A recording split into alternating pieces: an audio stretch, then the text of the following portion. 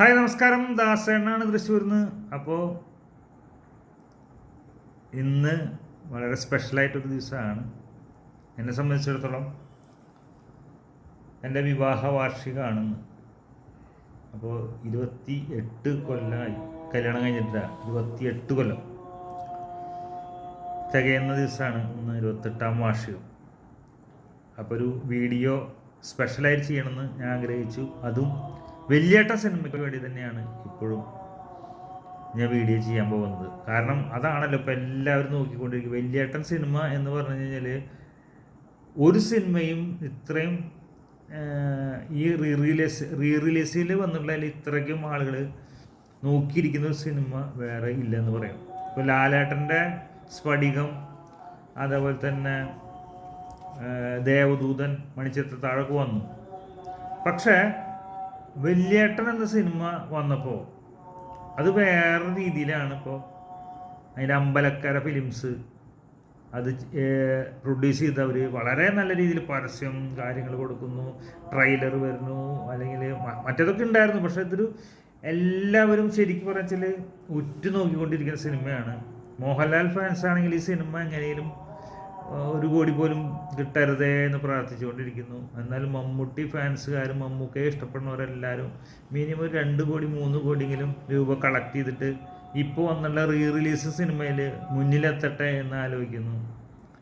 അപ്പോൾ ഇത് ഒരു വാശിയായിട്ടാണ് ഇപ്പോൾ എല്ലാവരും എടുത്തിട്ടുള്ളത്. ആ വാശിയായിട്ട് തന്നെ നിങ്ങൾ അത് എടുക്കണം. കാരണം മമ്മൂക്കയെ സ്നേഹിക്കുന്നവരെല്ലാവരും ഈ തിയേറ്ററിൽ പോയി കാണണം. കാരണം തൃശ്ശൂർ തന്നെ ഇപ്പോൾ 3 തിയേറ്ററില്ല 3 ഷോ ഉണ്ട്. തൃശ്ശൂർ രാഗത്തിൽ രാവിലെ 9:30 ഷോ ഉണ്ട്.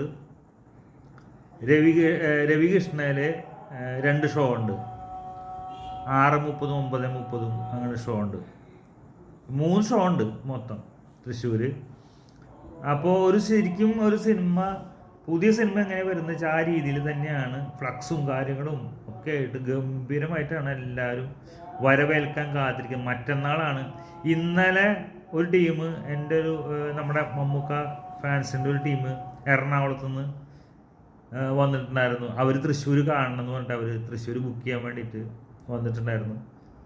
അവർ തൃശ്ശൂർ രാഗത്തിൽ വന്നു. അവിടെ വന്ന് എൻ്റെ നമ്പർ ആരുടെയെന്നോ ചോദിച്ച് വാങ്ങിച്ച് എന്നെ വിളിച്ചിട്ടുണ്ടായിരുന്നു. ദാസേട്ട തൃശ്ശൂർ ഞങ്ങൾ കാണാൻ കുറച്ച് പേര് കൂടി 5-6 പേര് കൂടി ഞങ്ങൾ തൃശ്ശൂർ വന്ന് കാണാൻ പോവുകയാണെന്ന് പറഞ്ഞു. അതേപോലെ ഇന്ന് വേറൊരാൾ വിളിച്ചിട്ടുണ്ടായിരുന്നു. ടിക്കറ്റ് റിസർവേഷൻ തുടങ്ങിയോ എന്ന് ചോദിച്ചിട്ട് ഒരാൾ വിളിച്ചായിരുന്നു.